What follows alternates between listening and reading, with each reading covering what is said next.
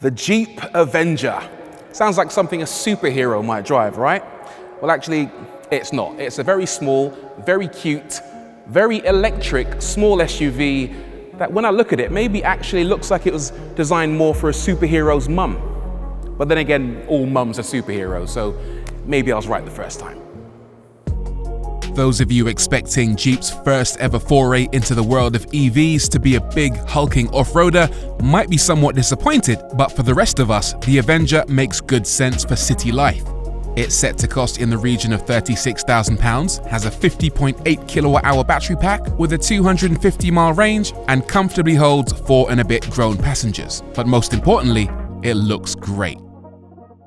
I said it was cute earlier. That's probably doing it a bit of a disservice because it's very stylish. In terms of size, it's designed to go head-to-head with the likes of the Nissan Juke or the Ford Puma, but arguably it's better looking than both of those cars. It's got this strong, solid, almost heroic stance to it, with a lot of nice detail scattered around. First of all, there's the Jeep badge sitting nice and proud on this blistered bonnet. You got these 7 slats typical of Jeep, with the E in that slat there, denoting that it's all electric. Down here, you've got this badge indicating this is the first edition. And then this very interesting black strap, which runs across the width of the front with a split level main beam and DRL. It's got this mean look to it. This is quite interesting as well. You've got this black section on the front, which actually runs all the way around the car, over the wheel arches and down the side to give you a little bit of protection from the elements. The jungle, maybe urban and woodland at the same time. Probably more likely to be urban though in this case, doesn't it? You've also got the trapezoidal wheel arch down here, big, chunky looking, muscular design. In Europe, they'll have 16-inch wheels. We won't get that. We'll get a choice of 17 and 18 with nice, big, chunky rubber. These wheels actually on any other car might look quite small, but because of the stance of this thing and the size of the tires, it actually looks in proportion, doesn't it? This color is very bold as well. This is called Sun, by the way, very fetching. And I do like the way that you've got a black lower section and a black upper, just making the whole thing look a bit more streamlined. You've also, towards the rear, got another muscular wheel arch at the back. And again, charge port just here for filling it up with electrons. Pretty stylish. At the back, it's a little bit less distinctive, but it does have the familiar X-shaped Jeep lights, these are LEDs, and of course, no exhaust pipes. The boot lid opens with a wave of your foot or from a push button and is motorized, and inside you get a decent 380 litres of space, among the best in the segment. As for rear space, it's not bad. There's good headroom for me at 5'11" or 181 centimeters, and also enough knee room with the front seats comfortably adjusted for me. There's not much room in the middle seats, and the transmission tunnel gets in the way of foot space there, but the rear cabin is pretty acceptable. What's it like up front? Seems pretty nice. The seats are good. They call these premium seats. I'll take their word for it, but they do seem okay. You got some fabric on the bottom, nice and easy to clean, and a yellow backrest, which kind of matches the yellow of the paintwork with a nice, interesting texture to it. Yellow Jeep logo, and they feel all right, actually. The jury's out on how they'll feel on a long journey, but yeah, so far, so good. They also have a heating and massaging function, which is pretty cool.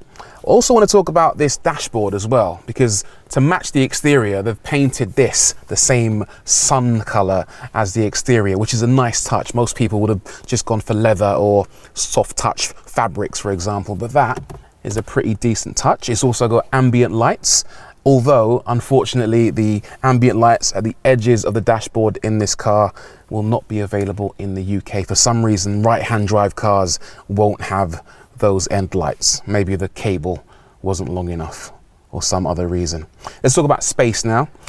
Pretty good. Actually, they say you can get 34 litres of space in the front, and that includes the glove box, the dashboard, and the center console. There's something very interesting about this center console, and that is it's got a cover that's a bit like the cover you get on an iPad. And what it does is it means you can kind of hide your goods away when you're parked up, or you can just fold it and reach in and grab something if you please, or just remove it completely, and then you've got access to a wireless charging mat, 2 USB ports, and extra room down there, which is a pretty cool touch. Behind that, you've got a center compartment with customizable, partitionable elements, so you can fit a big drink or a small drink if you want, and then even more storage down there towards the back. Plus up here on the dash, you've got a little bit of storage just down here for spare change, mobile phones and the like. And I like this actually, they've put this little pad to help things less likely to rattle around, which is a pretty decent touch as well. Let's talk about the infotainment and the general controls of the car now. You've got two 10.25-inch displays, one for your driver screen with all your driver information and a second one for all your infotainment stuff. I'll come back to that in just a second, but what I really like is that they've got physical controls for all of your climate control settings. So your temperature, your fan speed, and even your volume knob is physical. I love that. It just makes it so much easier to drive this car. Now, back to infotainment. The screen, nice and bright, decent resolution and easy to control as well. You've got a physical button to take you home, and then it's a widget-based system, which means you've got all your essential widgets for your climate control, your batteries, your heating, your navigation, and other applications, all at arm's reach. And all of these can be customized exactly how you want it. As for other tech, the Avenger has level 2 ADAS or advanced driver assistance systems to help maintain your speed and distance and keep the center of the lane.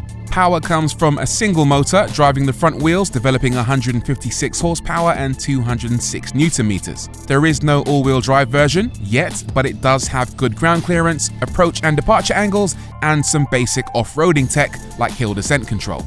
In terms of recharging the battery, by the way, it will charge at 7 kilowatts, 11 kilowatts, and up to 100 kilowatts DC rapid charging, which means at the maximum rate, you can achieve 10 to 80% in around 27 minutes.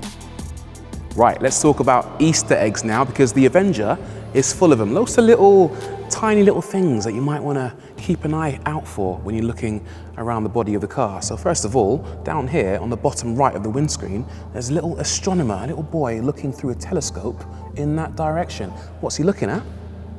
A set of stars just up there. The next one is on the top of the car. It's a tiny little ladybird, just one of them, just up here. Very hard to spot, but also very cute. Two more, which you'll find by opening the rear boot lid. So the first one actually lives on the reverse of the boot lid, just up here on this plastic panel. It's a silhouette of the Jeep Avenger, but next to it you've got the initials JJ, which stand for Junior Jeep, which was what they referred to this car as during the concept stage. And then the final one, you'll find it on the rear glass. It's a little mountain range, maybe to help inspire the spirit of adventure, maybe.